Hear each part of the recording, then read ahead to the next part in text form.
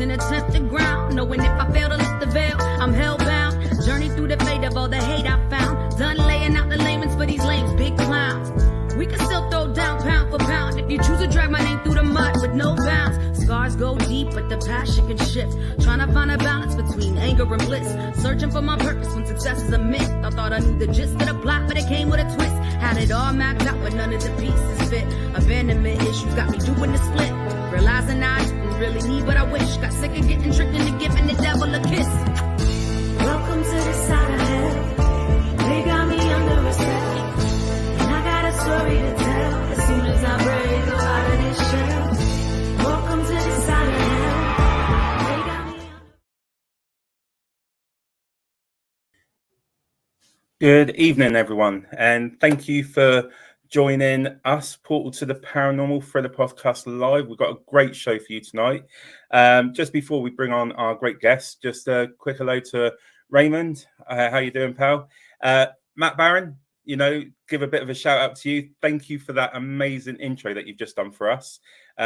Guys, if you want an intro done for any of your podcasts, no matter what it is, hit up Matt Barron, Paravids. You've done a great job for us, and I'm sure he'll do a great job for you. But with tonight's show, hi Abby, we have a returning guest, Dr. Kris Sumner from Soul Sisters Paranormal. We initially spoke to Kris back during the pandemic, and I thought it would be great to have a quick catch up with her and see how she's doing. So let me bring Kris on. Hi, Kris. How you doing? I'm well, Nando. How are you doing tonight? Really well, thank you. Again, thank you so much for joining us tonight and having a catch up with us. How's things been since the pandemic for you guys over there? Actually doing pretty well. I know you had Miranda from Ghost Biker Explorations on, and she and I are co-owners of the historic Scott County Jail here in Tennessee. And so that's been extremely busy. Ghost Biker came off her episodes there in October. So I know she's been really busy doing that. And then Soul Sisters Paranormal, and we've just released another video a couple of weeks ago. And I'm working on another documentary video as we speak. And then we've got some investigations lined up. So yeah, things have been rolling pretty well for us over here. Absolutely brilliant. And we'll come on to that in a moment about what you've been doing, especially, partnering with Miranda with the county jail. Mm-hmm. Sounds great. But also about what you guys are doing with Soul Sisters Paranormal as well. But what I want to do is just sort of cast back a little bit, because we got a lot of new followers. And what I want you to do is just give us a bit of a background on how Soul Sisters Paranormal come about. Yeah, absolutely. So Soul Sisters Paranormal is an all-female group made up of myself, my twin sister, our younger sister, and two female family friends. And we really just started investigating the paranormal as an interesting way to have a girls' trip a couple times a year, because we all live in different parts of the country. And we wanted to do something a little bit unique. So in 2014, we actually met up in Moundsville, West Virginia, which is where the West Virginia State Penitentiary is located. And that's reported to be one of the most haunted locations in the U.S. And so we had a family friend that sat on the board of that facility, and he said, while you're here, why don't you just take one of those nights and stay in the prison and see if you can connect with our resident spirits. So we did a very rudimentary investigation for that first investigation. We had some night vision video cameras, a couple of voice recorders, but we left that experience with what we felt was very compelling, unexplainable evidence. We all come from a research background. So, my twin sister and I, we both have PhDs. There's two lawyers on the team and a master's holder on the team. So we really wanted to approach it from a research mindset to really go in with a debunking attitude first, before and rule out everything that we could environmentally. And then what we're left with is the unexplained. So that first investigation really taught us some different techniques that we've built on since 2014. But, now we've gone to several dozen locations across the country and really put together a formula that we really like and our fans seem to connect with as well. Yeah, I've seen on your website you've got some great locations that you've visited, like the Lizzie Bordone location, and we'll go on to that in a moment. Just a quick comment from Penny Morgan. Are you speaking from the jail at the moment, are you? I am. Hey, thank you, Penny, for watching. And I am speaking from the jail, which was highlighted in Haunted Magazine. Thanks to Penny Morgan. She did a fantastic article, a really cool spread. As we got 4 pages there in Haunted Magazine, and we were absolutely thrilled to have that interview with her. So thank you for highlighting us in such a great way, Penny. But yes, I am speaking from the historic Scott County Jail. Absolutely brilliant. So going back to what you were saying, there's Miranda now. Hey, Miranda, hope you're well. So you're saying that you started this as a bit of a girls' trip. Yep. You know, with your first investigation, what kind of things like got you, shall we say, like the bug for the paranormal? Then what happened on that investigation that got you like so drawn in that it's expanded into what you're doing today? Well, we've always had a fascination with the paranormal, and we always said to ourselves, if we had the opportunity to conduct a real investigation, if you will, that we'd jump on that chance. And the West Virginia State Penitentiary really offered us that opportunity. So that first investigation, as I said, we had some voice recorders and some night vision video cameras, and we're a small group, again, all females, but yet on that investigation, we captured a man's voice. We captured some very interesting readings on our K2 meters that we couldn't explain. We were hearing footsteps that we couldn't explain, especially in cell blocks that we knew nobody was in because we had complete control of the environment. And so that really catapulted us into wanting to, as best we could, really elevate this subculture of paranormal into a more mainstream conversation. And that's what we really attempted to do with Soul Sisters Paranormal, because, you know, when you look at that time, what was the trend in paranormal? You've got these individuals who, and not disparaging this at all, you've got those individuals that run in, you know, with hoodies and all of that, and screaming and yelling and really trying to get that perspective of the paranormal. What we wanted to do was make it a little bit more of a conversation starter, where we go in with a professional mindset. You know, we've created our logo and our look and our branding, and really show people that it's not like what you see on popular television shows. It's not this thing that you have to fear. It's something that we can appreciate, one, from the historical perspective of these locations that we're going to, but also bringing in that unexplained element, because obviously death is something that we're all going to experience, and it doesn't have to be like what is portrayed on popular television shows or in movies. We wanted to show you the other side. And, you know, that's really kind of how we approached it, again, from that real historical narrative, and then moving into the unexplained evidence that we captured at these locations. And, you know, what's great, because I've watched some of your stuff, and what I like is at the start, you give a bit of a briefing about the location. You're sort of given like a documentary in a way of what's the location about. But with that said, I know that you're doing that as you're recording your series on YouTube and everything. Do you always, before going to a location, do you always look into the history before going to a location? Or are you one of those people that would be like, we don't know much about the history, let's see what we find first and then look into the history afterwards? Which way do you go about it? For us, we really want to do a historical deep dive first. And the reason we do that is because that allows us to formulate our investigation style for that location. For example, investigating a lighthouse is completely different than investigating a penitentiary or a prison, right? So we want to find out the history of that location, and that's going to guide our questions. That's going to guide the tools and techniques that we use there, because we want to formulate a plan before we go in, of really how we're going to investigate that location.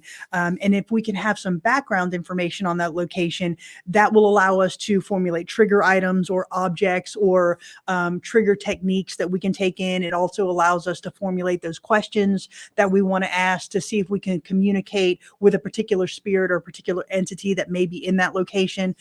So for example, if I'm in Fort Mifflin, which is a Revolutionary War fort in Philadelphia, I want to try to connect with people that had an experience at that location that could be there because of that experience at that location. So it's obviously different than what I would do at the Lizzie Borden House or at the St. Augustine Lighthouse. So for us, we are really research heavy on the front end. And then after that, we'll go back and do, if we need to, a deeper dive into that history if we find something that is a little bit different than what we found in that historical narrative to begin with.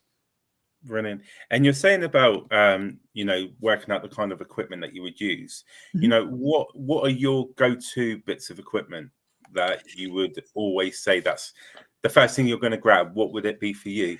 The very first thing I'm going to grab is a voice recorder, because for us, if you take a picture or you take a video, there are always elements that, unless you have complete control of that environment, there are elements that can be debunked or a conversation that can be started around that. For us, EVPs are so very difficult to debunk for us because, again, we're an all-female team. So if I'm capturing a male's voice or I'm capturing a child's voice, and I know that there's no male or no child on the property, that to me is what we call unexplainable. I can't come up with a reason or a logic as to why I'm capturing those things. And Yeah. so to me, EVPs are, I guess, what I would call the truest sense of the paranormal. And because I can't explain those things, those phenomena. After that, I particularly enjoy the K2 meter. I enjoy the spirit box. I was skeptical of the spirit box really when I first started, working with it. But now that I've used it, I'm very much taken to the spirit box. We've got EDI box. We've got, obviously like I said, the K2s and stuff that we use. And then we're really heavy on trigger items, really formulating those things that we can take to elicit a response from any entity in that facility. Brilliant. And just a couple of questions. We'll go back to what you're saying there, but there's a few questions that I want to bring up that people are asking. So firstly, Penny, do you research individuals or more the broader historical picture? Really both, Penny. We'll start with the broad overview of the history of that location. So, for example, we'll go back to Fort Mifflin. Obviously, we want to research the entire scope of that history from the Revolutionary War into the Civil War, really into the Vietnam and Korean War, because it held munitions there during those wars as well. But then we do a dive into individuals that were in that location. So when we find out that there was a man by the name of William Howe in the solitary confinement cell of that fort, now we want to connect with that. We want to find out his history as well. So we'll start with a broad overview and then really deep dive into more individualized history, if we can find it, or if it's germane to that location. There are some locations that it's very hard to do. For example, like Brushy Mountain State Penitentiary, you've got this large penitentiary that was built in the late 1800s. Obviously, that scope of the individuals who have been there is very difficult to do a deep dive, but there are several individuals that we know of had a more colorful past, and we'll highlight those or try to elicit a response from those spirits when we go to the location. And with that said, when you're picking up on certain individuals at these locations, do you go back to the same ones to build the story? Because, sometimes you get some weak responses, but the more you go, the better the response, and you seem to pick up on the same individual. Do you find that as well? We try to. It depends on if we can get back to that location. For us, obviously, the scope of the U.S. is so large, comparatively speaking, to where you're at. So there are locations that we've been to numerous times, and we do conduct those multiple experiments that try to elicit a bigger conversation from those spirits. So, for example, we investigated the Ma Barker house, which is the site of the 1935 shootout between Ma and Fred Barker and members of the FBI. Now, we were the very first team to investigate this location that were allowed to go into this house and do a true paranormal investigation. And so we did make that a multi-part investigation where we got responses on that first night. And then that led us to different questions and more responses from what we believe were those same individuals over the course of that investigation structure. And with that said, this goes to any kind of spirit that you're communicating with. Now, we're dealing with history here. A lot of it's history, but then a part of it, science comes into it as well. But with spirits, when you're going there, do you think spirits become more aware of what we're doing? Because a lot of them are going back to the stage of where we didn't have a K2 meter, or they didn't have a K2 meter or a spirit box.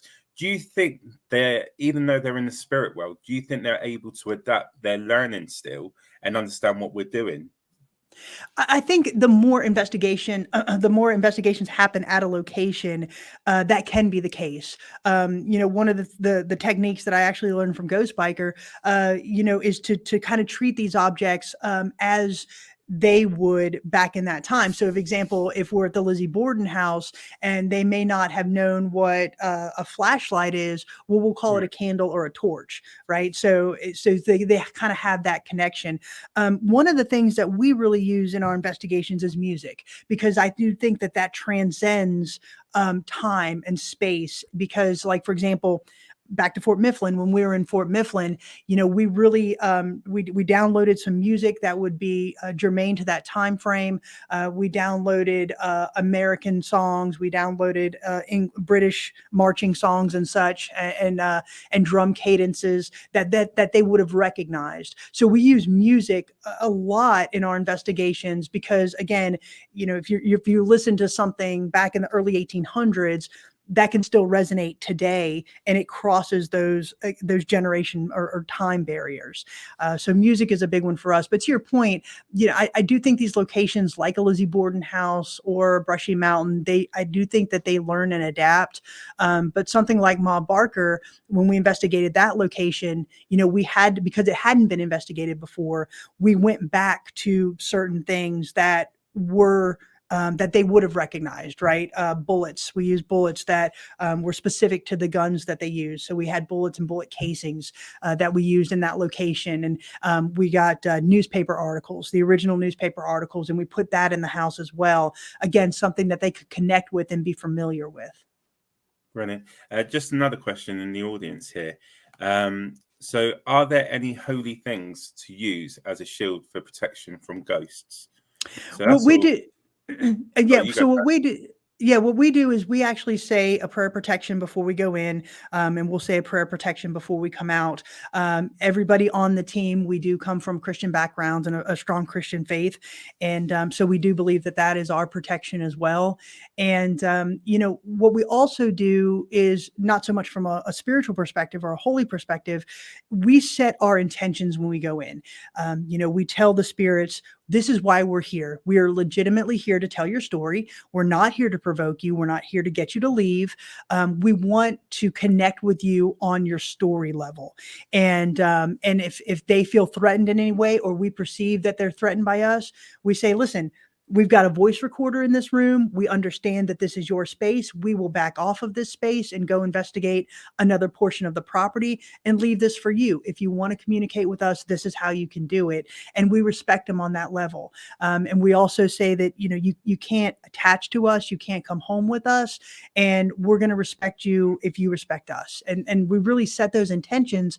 And I think because of that, it has really kind of guarded us and protected us as well. Because like I said, we've been to dozens of the most reportedly haunted locations in the U.S., and I've never felt anything evil, malicious, demonic, or that has attached to us in any way.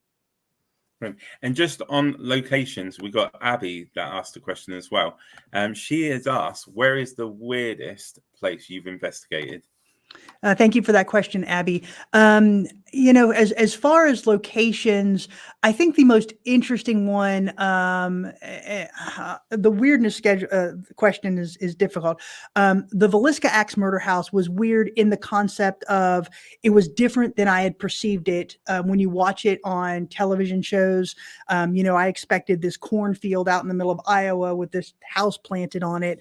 So from a physical perspective, that was probably the weirdest location, just because my mindset had to change pretty quickly once we got to that location. As far as paranormal activity, weird wise, I would say the Grand Old Lady Hotel had some interesting discoveries that we had there. The old Gilchrist County Jail in Trenton, Florida, that was a great location as far as paranormal activity. And again, back to the Ma Barker house, we had some very interesting things that happened there. I wouldn't categorize them as weird per se, but just things that really took us by surprise with the amount of paranormal activity that we were able to capture. Brilliant. And with regards to things that you've captured, what's the sort of process that you go? Because I know when we capture something, we can't just say this is definitely paranormal. As much as you get excited and you want to be jumping up and down when you hear something, because when you're on location, some of the places are very old, creaky.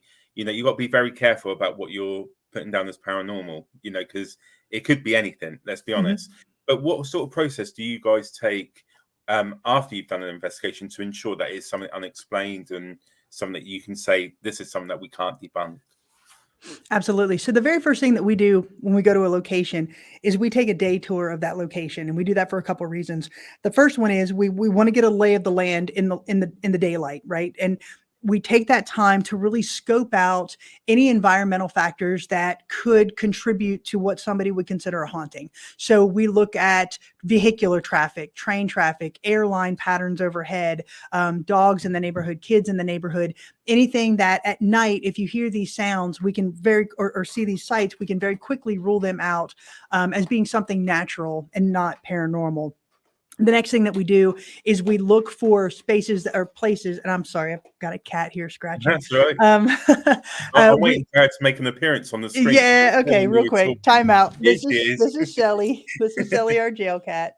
So. She likes to make an appearance, so we'll let her give her 5 minutes of fame there. So the second thing that we do after that is we look for locations that we're going to leave our stationary equipment for the night. So our night vision video cameras, any stationary handheld equipment that we're going to leave in a location. And so that allows us to, when we start the investigation, really have our game plan in mind. And then also we formulate questions based on that day tour as well. So then we go in for the investigation.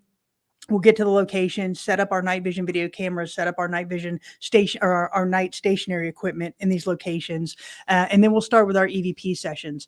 Another thing that we have is we all wear body cameras, and that gives us a timestamp of where everybody is on the property during the night. So to your point, when we go back and do evidence review, if we hear something or see something that is unexplainable in the moment, I'll cross-reference that to where everybody is on the property at that time to make sure it wasn't one of us. And then after that, what we do is we call it unexplainable. And the reason we label it unexplainable rather than paranormal is that if somebody can come back and say, well, I think it's this, this, and this, then we want to have that conversation to see if we can figure out what it was. But when we also do our evidence review, what we do is we all have a process where we'll take, some audio or some video and we'll watch it, and we watch it in the raw. We don't put it through an audio software or a visual software. We listen to it as we recorded it, and we watch it as we recorded it. So if I've got 10 voice recorders running for 10 hours, I'm listening to 100 hours of audio. And so as we listen to that, if we hear something that is suspect to us as being unexplainable, I'll clip that and I'll send it to the team and say, what do you hear anything here? And if they do, then we'll try to have a dialogue on what we think it is to come up with a consensus. So for example, there may be some variations, like for example, I may hear waterfall and somebody may hear watermelon. But we all acknowledge that we hear something. And so that's why when I put together the videos, I always say, we believe it's saying this, and then I'll caption it. But that's pretty much how we do our investigation and review process. Brilliant.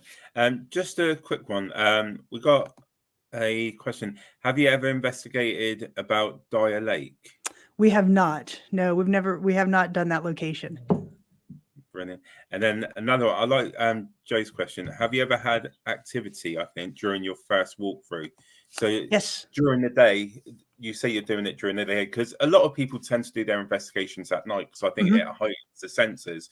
But has anything happened during the day when you've just been doing your walkthrough? Yeah, absolutely. So, and that is a misconception, I think, guided by popular media that, all hauntings take place at night. And that is absolutely not the case. We've gotten some great evidence during the day as well. The reason we investigate at night is really twofold. One, a lot of our equipment is designed to be used at night. So for example, lasers, when we use laser grids, obviously it translates better on a night vision video camera to use a laser in the night. Also, a lot of the locations that we investigate have business hours during the day, so you can only investigate at night. But to your point, yes, we've had absolutely some very compelling evidence through our walkthroughs. Fort Mifflin is one of those. Now, I took Ghost Biker Miranda with me to do a walkthrough during the day, and we captured a very cool EVP down in casemate number 11. She and I were the only two people in there, and we captured a man's voice. When Jenny and I were doing the walkthrough to the Ma Barker house, we were able to capture some things there. And also the Lizzie Borden house. The Lizzie Borden house, we actually captured two very cool EVPs while we were doing equipment setup. And that's one thing, and I'll digress just for a second. as soon as we cross the threshold into a location, whether we're bringing in luggage or bringing in equipment, we always have our voice recorders going, because for that very reason, to capture things during the walkthrough. And the Lizzie Borden house afforded us that opportunity. We captured 2 very cool EVPs there when we were doing the walkthrough. So yes, we absolutely capture things during the walkthrough. Brilliant. We'll have to do a show based on EVP recordings and compare. Yeah, let's do it. I think that would be great. Everyone sharing, because we've had some great EVP recordings. But again, it's like you say, people hear different things. And I don't know if that's the way our brain works or, how it's coming through to different people. But it'll be great to have a show just based on EVP recordings. Yeah, absolutely. What I want to do is just take a step back. You referred to, the question about, do you do things like a protection, prayers and things like that, and you're saying that you come from a Christian background. For me, I'm Catholic, and my mum, she supports us in anything we do. Yeah, but she's very clear to me and says I don't agree with it. She says you could be tampering into things that you don't really know, which she has a fair point. If you don't mind me asking, what are your family? I know you got your sisters involved in this as well, but is there members of your family that come from a Christian background that don't agree with what you do and sort of have a difference of opinion about what this industry is about? Honestly, no. When we first started doing this, that very first investigation, our parents weren't skeptical, but they were very curious about what we were doing. And they knew that we had that fascination with the paranormal, that we would watch the popular television shows, Ghost Hunters and Taps and all of that. And so really it became more of a curiosity factor. And so that first investigation at West Virginia State Penitentiary, we followed that up the next month with the Trans-Allegheny Lunatic Asylum. So really, when we first started this, it really was just us doing some very cool things together as sisters and friends. And I never really thought that it would be something that would translate into getting to be guests on podcasts or, putting YouTube videos out there. It really was when my family started to become fascinated with what we were doing that I started the documentary videos on our investigations. And it was really more for them because we kept getting all these questions like, what was it like? What did you feel? What did you see? What did you hear? And my family has been 100% supportive. I mean, all the way down to cousins and nephews and, brothers and all of that. They couldn't be more supportive. So when you've got your dad wearing a Soul Sisters Paranormal hat, I think you've crossed that threshold and they're, like I said, very supportive of us. It is great. But then there is people, do you find that the people are not for the paranormal? Do you think some people are just scared to step into the unknown? They're scared to what they can delve into. Well, yeah, absolutely. I mean, there's always going to be that fear of the unknown, right? Nobody, to your point earlier when we were talking behind the scenes, this is something that nobody really has a definite answer to, that we won't know until we die. But the thing is, we're all going to die. So there's always going to be that fascination and again, trepidation, I think, with that. But for us, and for me personally, it is this journey has really actually calmed some of the fears that I've had about death that I had before I started this journey, and just some of the personal experiences that I've had throughout this journey. And so I do think that there's a trepidation by some people. Some people don't believe it, and that is absolutely their prerogative. Right. We get people that say, I don't believe any of that stuff. I don't believe in what you're doing, and that is absolutely fine. If you want to watch our videos for the historical component, fantastic. If you want to watch it for the paranormal component, fantastic. We're not trying to convince you of anything. We're not trying to change a belief structure, because I've had people say, oh, you're just trying to get me to believe that. And no, I'm not. We're just putting these out there that for evidence, for people who like history, and then for evidence that we can't explain while we're doing these investigations in the moment. And so, but for me, I really find that once you start talking about this and what you do and they watch your videos, then they'll start saying, well, I had a ghost story, or my grandmother had this experience one time. So more people, I think, are starting to talk about those experiences because it has become a little bit more accepted. Definitely. I think I can relate to what you're saying about people not believing it, and everyone has the right to believe, You know, if they don't believe it, that's fine. I respect that, because at the end of the day, I was one of those people that didn't believe it. Like Sarah, my wife, she started doing this long before I did. And I used to say to her, "Oh, go and play with your Ghostbuster friends, you know, go and have fun." And then and then Dan, the owner of Portal to the Paranormal, gave me an opportunity to be part of a team, which has expanded into so many great things, not just about being part of, but having, it's like another family, you know, a paranormal family, because we're all crazy to run in the dark and fine, let's be honest. Right. But there was one particular moment, there was because we also hold events, we like to share what we do, so people Right. come along, and instead of just, like you were saying, instead of just watching it on YouTube, we say, well, come along and have, you know, see what can happen. And we had a gentleman come on one of our events, and he come up to me and goes, "Look, I don't believe in any of this. I'm just here because my missus and my Mrs. Mum just want me to take part." And I was like, you know what, that's fine. You know, we appreciate that you took the time out to spend an evening with us and see what happened. And we went to Fort Whitley in Hampshire, in Portsmouth, where we are. Nice. And we're in the underground tunnels, and we were doing a spirit box session. And anyway, you're there expecting to hear something about the, you know, someone come through about the location. He had a personal message come through from his father. Wow. And the things that were coming through was his sister's name, that she wasn't even there. It said, "Son, I'm behind you." But as soon as that come through, he felt someone tap him on the back of the neck. Wow. And he goes, "Son, I need you to know that I'm sorry and think about what you're doing." This gent, bless him, he come out crying. He went back to the hub area.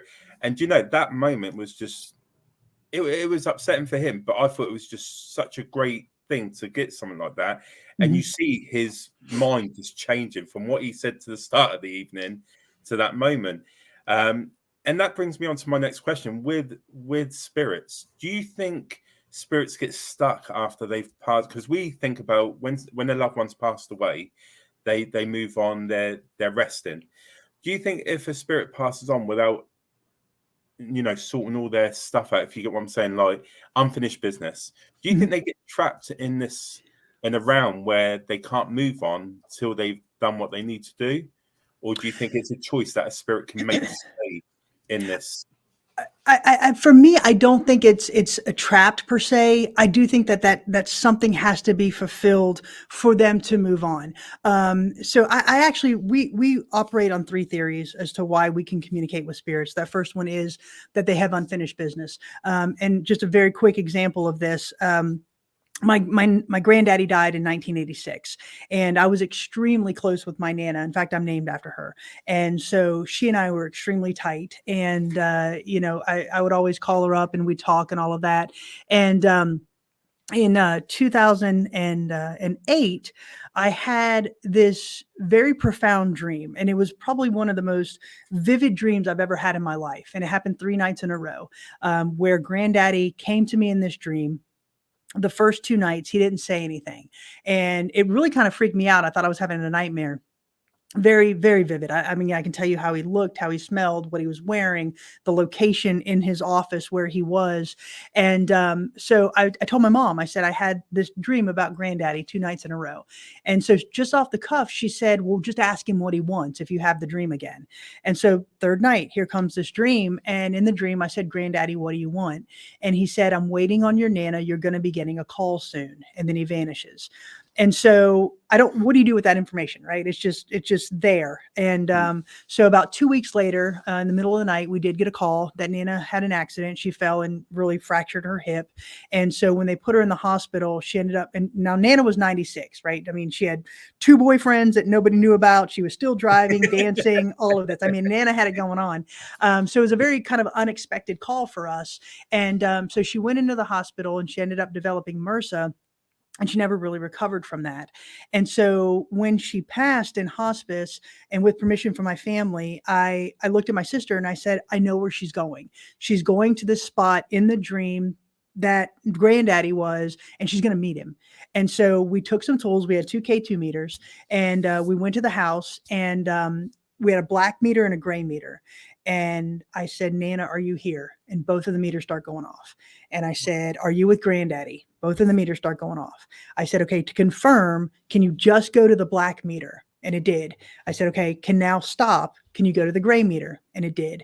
And through those series of questions, I was able to come up with the fact that I believe that she met up with Granddaddy and they ascended to whatever's next after this. Because we went back a week later with the exact same tools, asked the exact same questions in the exact same spot, and not one blip on those K2 meters. And so that, I believe that was his unfinished business, right? He was waiting on Nana and now he's ascended on. So that had to be fulfilled. The next theory that we operate on is that these individuals have a fear of retribution for the life they lived on earth. And I think that's why we see a lot of people in prisons and jails, a lot of spirits that we can communicate with, because they're afraid to move on to whatever's next because of the life they had here on earth. And then the third one is I do legitimately believe they can't find the way to whatever's next. And I think that's why we see children's spirits, that they know they're dead, but they can't process the way to get to the next realm. Again, I'll call it heaven. So those are the three things that we kind of operate on. Right. And with that being said, sort of the same sort of line of questioning with tragic deaths, like sudden deaths that you don't expect. Mm-hmm. Some people work on the theory that these spirits keep reliving that same moment. You know, say if someone was in a car crash, for example, and, you know, and it's like, is it something similar to like a residual energy that keeps replaying? Do you believe spirits replay the same thing?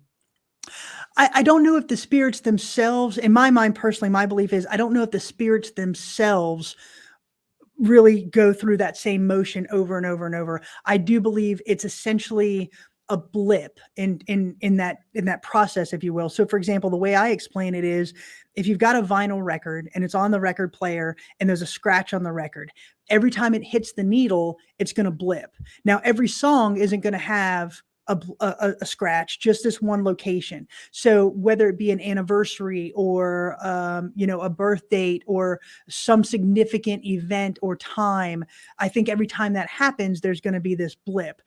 So for an example of that, when we investigated the Ma Barker house, again, we were the first team to investigate this location, and I wanted it to be a multi-night investigation for us.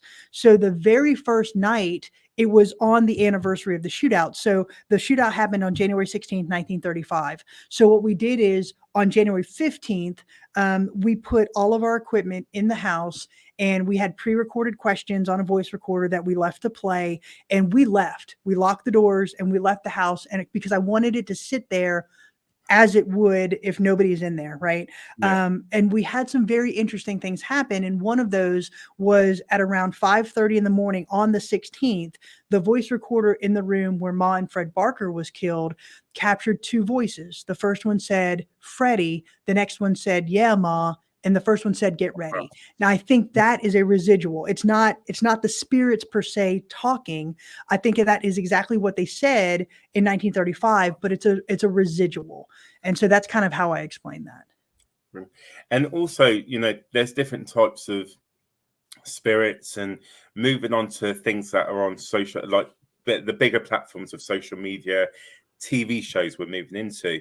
I find when I watch these, some of them, you know, I love what they do, but then I think sometimes people refer to spirits too quickly as a demonic entity or something that's not living, you know, and I don't want to discredit anyone, because at the end of the day, you're not with them. Right. This is a personal belief that I have. You know, what's your thoughts on, you know, the TV shows that always refer to a demonic entity, and have you ever come across anything that you would say is demonic? Well, I think we need to kind of go through the motions of what a TV show and a movie has to do, right? Their entire reason for being is to build an audience base. They do that because they have to get advertising revenue, right? And so the way to do that is to capture the attention of that audience. And most people have an innate fear of demons and evil. And so that's why horror movies are so popular. And so I think they thrive on that. And that's how they build and maintain that audience base. Because if you go to all these locations and you don't experience anything where you're running out of the door, that's very hard to hold somebody's attention. So I think that the popular media shows have had to go to that. I don't believe that in a lot of these locations that they are as evil or as demonic as people perceive them to be. So for example, when we have people come into the jail, one of the very first questions people usually ask is, where are the demons? Is it evil? What, have you been touched here or whatever? They always want to go to that because of the perception of television. I can honestly say, in all of the locations that I've been to, and I've been to Lizzie Borden, Villisca, Brushy, the larger locations in this country, I've never felt evil. I have never felt anything demonic. That's not to say I don't believe they exist, but for me, a demon is not something that had a human existence. It's something that represents the evil and the good and the evil of the world. That's the evil portion of it. And we don't go looking for that. We don't go provoking for that. And so because of that, I don't think we've ever found that.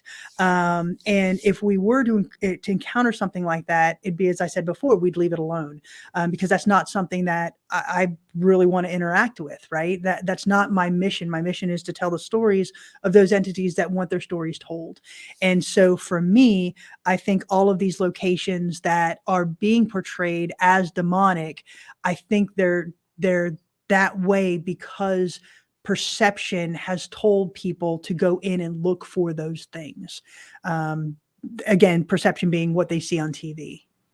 I think that's the only downside to the paranormal, because people watch, like, let's be honest, you got the bigger people that are all on TV everywhere, streaming, and they give, sometimes I feel it could be staged, but when you got like smaller groups like ours, for example, we just go with what we can find, and we never come across, I'll be honest, in all the locations that we have investigated, we've never come on anything that I would consider as demonic. Now, we have come across energies or spirits that I feel are angry with us being there, and I'm sure you can relate to that. But I just think it's because of we're invading their territory in a way, because sometimes you do get those spirits that think, this is my domain, why are you coming here? Without realizing that we don't mean any harm. And on that point, have you come across a strong energy that's made you feel, a bit on edge, shall we say? So not demonic, we're stepping away from that now, but a spirit that's quite powerful in the sense that it's made you feel uncomfortable and things like that. Yeah, absolutely. And that's exactly how we describe it as well, right? You have these locations where spirits are darker, because let's face it, if you're a jerk in life, you're probably going to be a jerk in death. And most spirits are going to want their space if they're that way. So the one that comes to mind immediately is Brushy Mountain State Penitentiary. There is a location that when you go into it, it just feels heavier, right? It feels like and not negative in the sense that it's demonic, but negative in the sense that this thing doesn't want you in there. And that was a location. It was the auditorium. It's on the 3rd floor. And for us, Brushy Mountain is this large penitentiary campus. And so we don't need to be in there if somebody doesn't want us in there. So it was, as I described, we put a voice recorder and we put a night vision video camera. And all we said was, we recognize this is your space. We respect you for being in this space. If you don't want us in here, we won't be in here. But if you want to communicate with us, here's the method to do it. And we're going to leave you alone. And that's really how we handle it. And so I'd say Brushy Mountain was the one where I really felt like something really didn't want us in our space, in their space. And we're fine with that. Sorry. That's all right. But yeah, I like the fact that you're saying that you don't push, for things, even, and you sort of leave it at the basics and you go away and, let it rest, which is great. One question that we do have here as well is, do you think some shows are staged to get people to watch? I think we sort of answered that, but do you think they're staged? Yeah, and I'm sorry for this noise in the background. Right. Again, shows are there to grab that audience base. I don't want to say, because I've never worked with any of these people, so I don't want to say that somebody has staged something. I think that they have really grandized some of the locations that they've been in. So for example, we went to Prospect Place Manor in Trenway, Ohio, and it had just happened to be a couple weeks after Ghost Adventures was there. And the docent was telling us how, we all know the host of that show, Zach, that he was up there, and this is the location where he found the demonic pigeon. Okay. I don't think pigeons are demonic, and that's just my personal belief. I don't feel that. I don't think that is possible, but if he wants to do that and that's what he wants to portray on his show, God bless him. That's not for me to say. So I don't want to think that people stage evidence, but I do think that there's a lot of overhype or trying to oversell something. Like, for example, hearing a voice and running out screaming. And that's not something that we do, but other shows may. No, okay. I agree with what you say there. And with regards to, you've been doing this for a number of years now, and have you found that your senses have been heightened? Do you feel that people refer to like having a third eye, where you start seeing more because you're getting more into the paranormal, you're learning a lot more, and you're opening yourself up for communication? Do you feel that you see a lot more with your eyes and hear a lot more with your ears, since doing this? I do. And I think that's just kind of the nature of what we do. And it's interesting because when you go into these locations, again, to our point earlier, most of our investigations are at night. And so when you're not relying on your primary sense, which is vision, naturally, your hearing starts become very acute. Your feeling becomes very acute. Even smell becomes very acute, more so than your eyesight. And so I think that we've really trained ourselves to go into these locations and use those senses much more so than we did before. So for example, going into a location and smelling a faint smell of cigar smoke or cigarette smoke, that has become, something that we can, it's pretty prevalent in some of the locations that we go to. As far as like sensing things like with a third eye, I'm not going to profess to do that or have that type of empathic ability at all. Now, Jenny and I are twins, so I do think that we have that innate sense of twindom, if you will, between the two of us, but I'm not going to say that we're actually empathic. Now, there are certain things that I'll go into a location and my tell, if you will, is my left leg will start to become a little bit numb. And when that happens, I'll start to say, okay, I think we may get some things in this room or this location. But other than that, I wouldn't profess to have any type of psychic ability or anything like that. And moving on to that, part of the paranormal is demonologists. You have mediums, spiritual mediums. There's all sorts. What are your thoughts on, that people that do claim to have this sort of gift? Again, I'm in the mindset that some people are very genuine. Some of the stuff that they come out with, you can't fault. But, what's your beliefs when it comes to people in that sort of field? Oh, I think that there are very many people that have some really interesting gifts that I can't explain. We've had several people come to the jail or do a remote viewing with us over the phone, and things that we don't really put out there to the public, but we'll tell on ghost hunts or whatever. They've been able to tell us, and in some cases, we've had stories being told to us by psychics or mediums that have come to the jail or have remote viewed the jail that we weren't aware of, that we've been able to back up with historical archives and historical evidence. And, because the longevity of this jail, it was an operation from 1904 to 2008.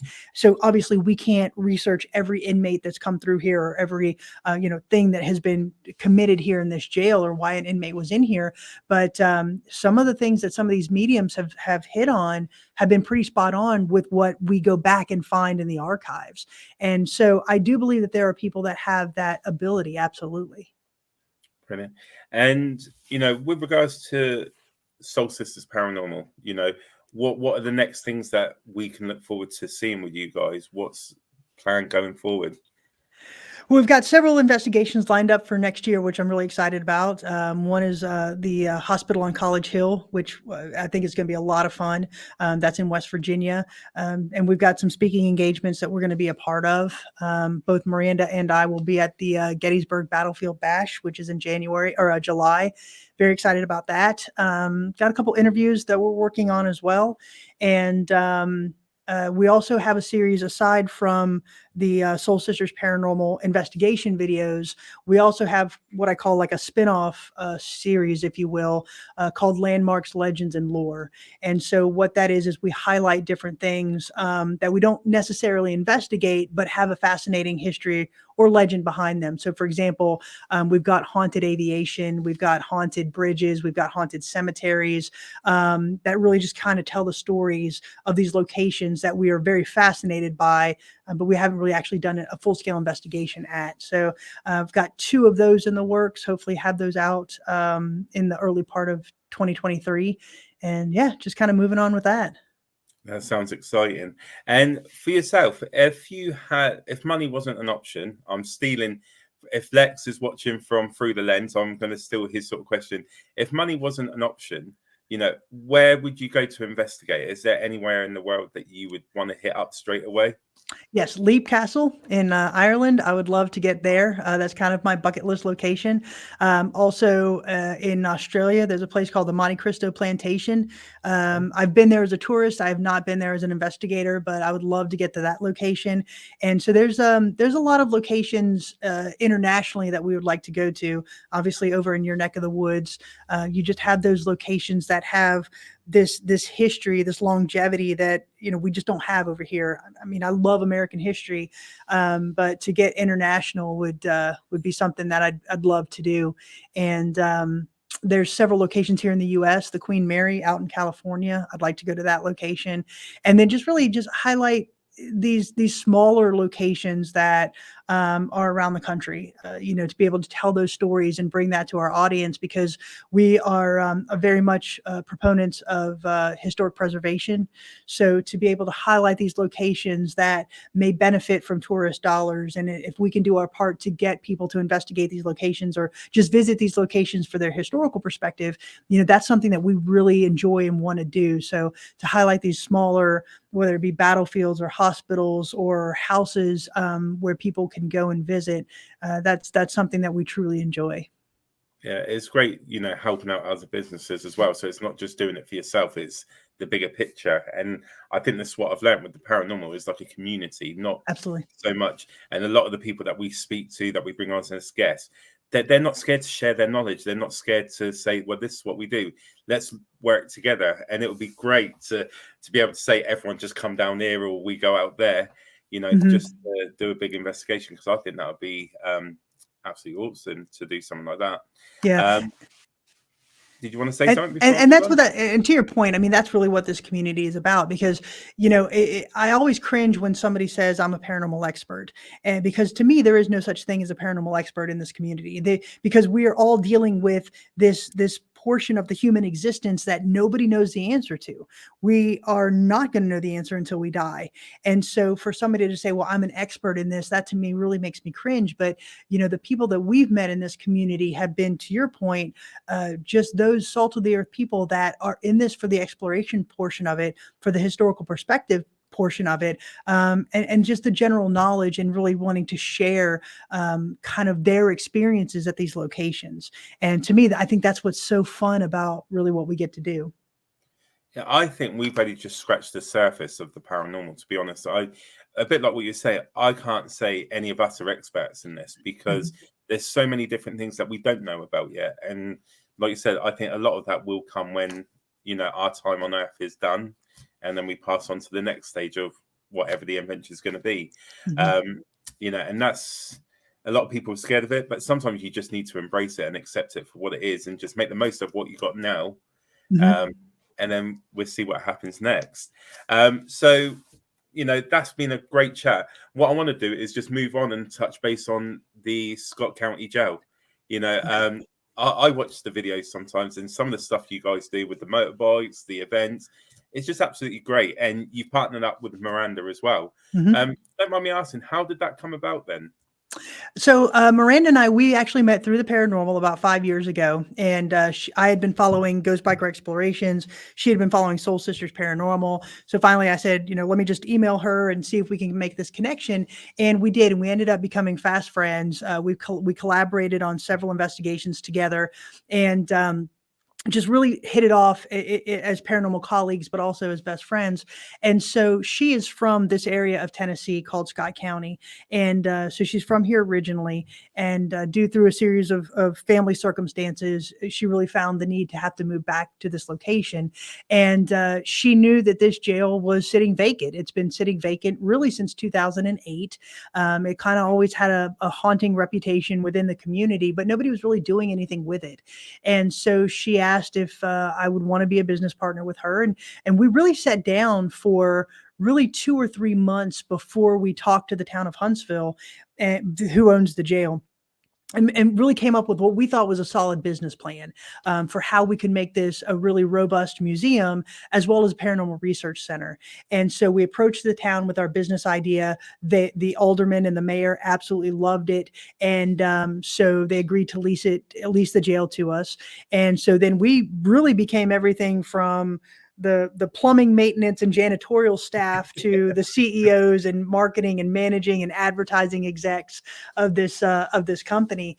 And it really has been a fascinating ride. I've been blessed to have a business partner who has a lot of skill in graphic design and advertising and marketing techniques, and just really utilizing that to make us look like a large company, much more so than just the two of us. And, to be able to put together this business, which to us, like I said, is just fascinating. We get to highlight crime and punishment as well as some of the history of Scott County, and then to be able to allow paranormal investigators to come in and rent the jail for the night and really connect with our spirits here. To me, it's been a fascinating ride over the last year. And to work with someone like Miranda, because we've had the opportunity to speak to her as well, and the both of you, such great people to speak to. It just sounds like you guys just gelled really nicely, and it's just from the minute you announced about partnering with the Scott County Jail, it's just gone and it grown and grown and grown. And like I said, some of the events that you've put on. Did you want to share out some of the events that you've had at the jail? Yeah. So, in order to really try to find ourselves in this niche, we wanted to do things that really embraced who we were, to that aspect. She is Ghost Biker Explorations. I am Soul Sisters Paranormal. And we knew that this, even though we came together as business partners, we each have our separate groups and investigation teams that we knew we did not want to lose. And so we have opportunities for people in the community to come and investigate the jail with Miranda or with Soul Sisters Paranormal, or together with the both of us. We have ghost walks through the jail, through the town. We have flashlight tours. We have motorcycle events where we have Miranda, who's an avid motorcyclist, such as, and I am as well. But she'll lead motorcycle rides through the county, through the Appalachian Mountains here, which is a gorgeous ride. We've had school groups come in, different things, that really highlight the jail, as well as the paranormal, but really highlight the jail from the historical perspective. So we've really tried to partner with other businesses in the community as well to do some different things and hold different events here. And I think from watching the events on Facebook, because I know you've posted stuff on there, I've seen Miranda, especially with the motorbikes as well. It's always been such a great turnout, and you see the enjoyment that everyone's having. So it's been so. Like I said, I wish I was more local to you guys so that I could just pop down and, I don't think I'll be any good on a motorbike, but just to see what you guys do. And you say that you do the paranormal investigations at the county jail. What kind of things have you picked up from there? Well, it's fascinating because the interesting thing about the jail is it closed in 2008. So relatively speaking, it was still operational pretty recently here in the past. And so we've had deputies who worked here that will come up to us and say, I don't believe in that. I don't believe in the paranormal, but we would hear footsteps running through the back stairwells at night. The elevator would start running on its own. I was in a room by myself and something coughed in my ear. We've had former inmates of the jail come in and say, oh yeah, this place was creepy. You would hear footsteps at night when everybody was in their cells and the jailer wasn't up here. So that was kind of interesting when we first started. But, even sitting here, like I'm sitting here by myself, and, there are days where I'm by myself or Miranda's by herself or we're together, where we'll hear footsteps upstairs. We'll hear doors slamming upstairs. Whistling has become a very big thing here. You'll just hear somebody start whistling. So we've captured numerous EVPs on our security cameras. We've captured a great picture of our resident shadow figure. We believe it was Sheriff Richard Ellis, who was killed right outside our front door in 1925. And what's fascinating is we've had probably close to 75 teams come through here and investigate this location. And it's like they all are having similar experiences, which to us, again, is fascinating. For example, upstairs on the second floor, there was an instance where Miranda was locking up at night. And in the reflection of this glass, she was the only person in the building at 3:30 in the morning after the team had left. And in the reflection of this glass, she saw a man standing behind her, and she described him. And we never really told anybody about that. But the next paranormal investigation group that came in, they were discussing their findings with Miranda, and they said, oh, by the way, I was looking at this article, and in the reflection of the glass, there was a man behind me and he looked like this. And it was the exact same reflection that Miranda had seen in a different picture.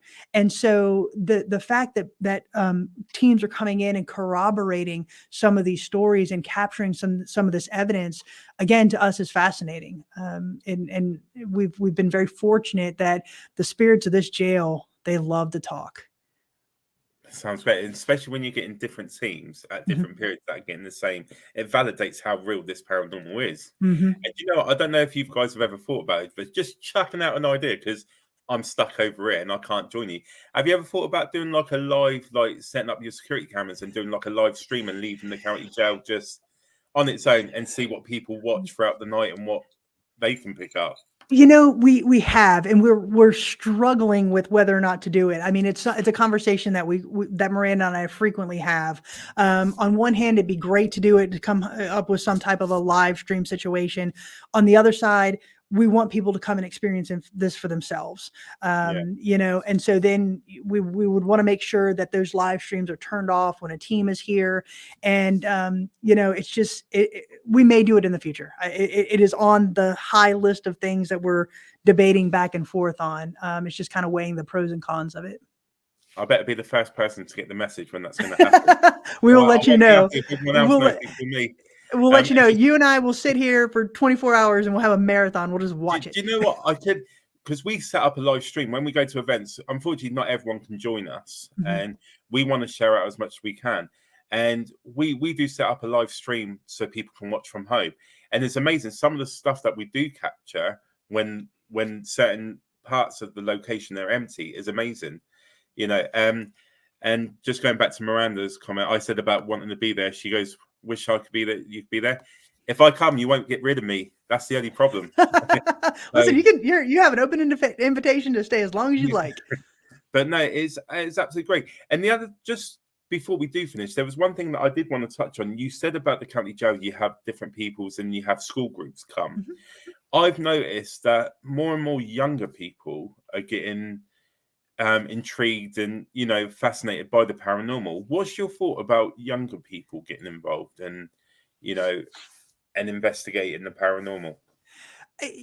I think one has its pros and cons. You know, I think the majority of these kids that are getting into this are doing so because they're watching the TikTokers, they're watching the YouTubers, and I you know, to our discussion earlier, I think there's pros and cons, because the pro is they're getting exposed to this and really having more open minds at an earlier age. But I think the con is that they're seeing these people that are pushing the demonic. They're seeing these people that are pushing the evil and that are in it for really instant gratification, right? So Miranda and I, we give flashlight tours, and although we touch on the paranormal, that's not the main focus of the flashlight tour. The history is, but we'll talk about the ghost stories. Except in one cell upstairs, we'll sit and we'll have an EVP session. We'll bring out some K2 meters and attempt to communicate with the spirits in this one cell that is extremely active.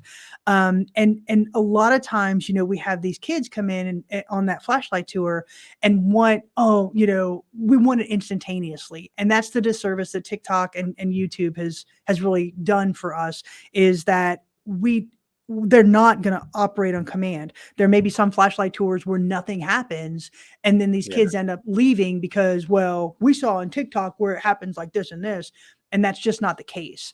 But for the majority of them, they are interested. But what we want to do is say, you can't just have the paranormal. It's also the history portion of this. You've got to respect the history portion if you're going to partake in this paranormal field. And I think that's the thing. It's with the paranormal, the way I would describe it, it's like going fishing.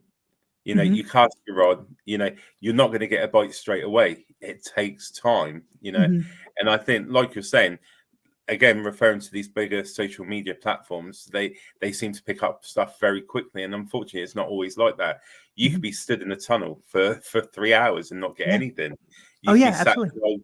in an old bedroom. It's not always how it is when you look at these big channels. Unfortunately, it is a misconception, and sometimes, like you've just said, it takes a long time for us to gather these evidence, and sometimes it's the smallest bit that you capture that is the only bit that you get throughout the whole evening. And just following on, Cassandra's asked, do you think that younger kids are more open to the paranormal than adults? Absolutely. And I'll circle back to that question real quick, but I want to follow up on really what you said for a minute. Another thing that TikTok and YouTube do a disservice on when they do these lives is it doesn't give you the opportunity to go back and actually review the entire environment. And by that, I mean, we had a pretty popular TikToker in here one night, and we had told him that the cells upstairs are kind of like on a grid system, and it's all steel, right? So when you slam one door, you're going to get a reverberation through the entire upstairs. And so this particular individual had a REM pod and a K2 set up, and the door kept hitting, and every time it hit, the K2 and the REM pod would go off. And he's like, oh my God, look, we're getting so much activity. Da, da, da. And I wanted to get on the live and say, stop this. It's not, we do have spirits here, but what you're communicating with is not the spirit. You're figure it out, right? The door is hitting, and this is the transaction that's occurring at that same time. So you're not looking at the environment of the entire situation. It doesn't give you the time to actually go back and debunk things. And I think, again, that's where lives and TikTok really do a disservice to what we're trying to do, which is look at everything from a research mindset. To Cassandra's question, and thank you, Cassandra, to answering it. I think that children do have a better perception of the paranormal because they're not biased by adults, if that makes sense, right? When you're born, you don't have this this sense of this can't happen. You're more open. You're more open to the idea that things can happen outside of what we see.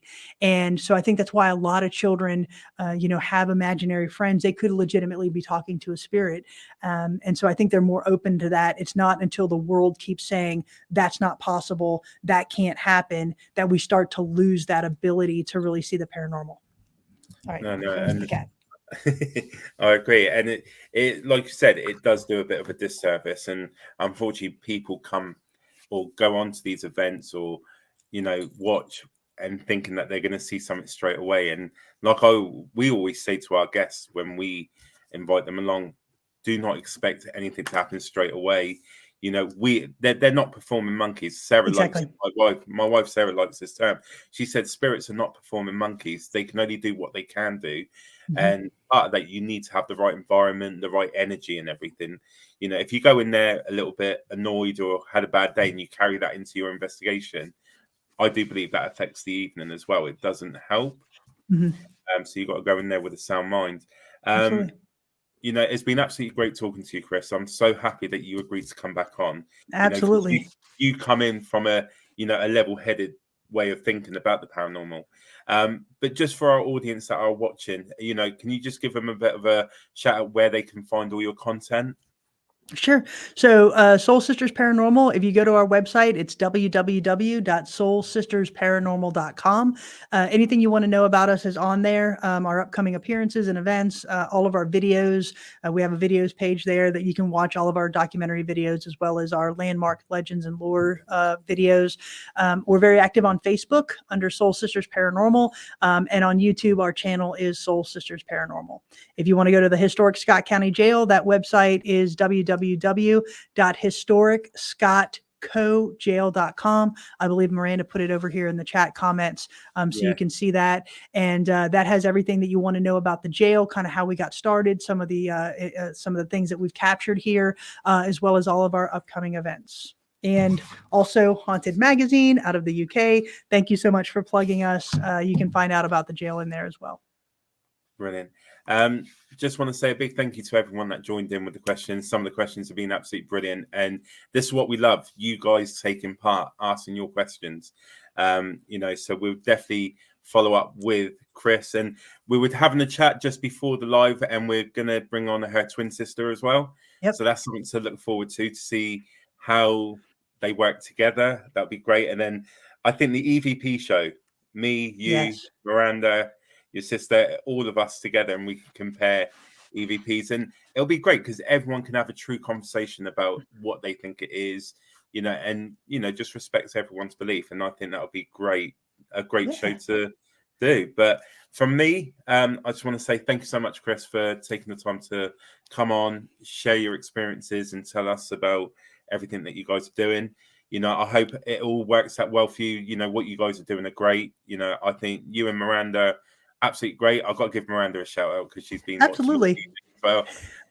But no, you guys, you were some of the first guests that we had on our podcast, and we've just built, and it's been great to catch up with both of you. And I look forward to following on. But I'm going to say my goodbyes and thank you everyone for joining. Kris, again, thank you. I'll put you back in the green room, and then we'll just have a quick chat to finish off. But again, thank you guys, for your support, Nando. We appreciate it. No. Do you know what? It is absolutely great what you guys are doing. Like you said, you're not just doing it for yourselves. You're also helping the community. And some of the events that you've run, at the Scott County Jail, like I said, I've said it a few times now.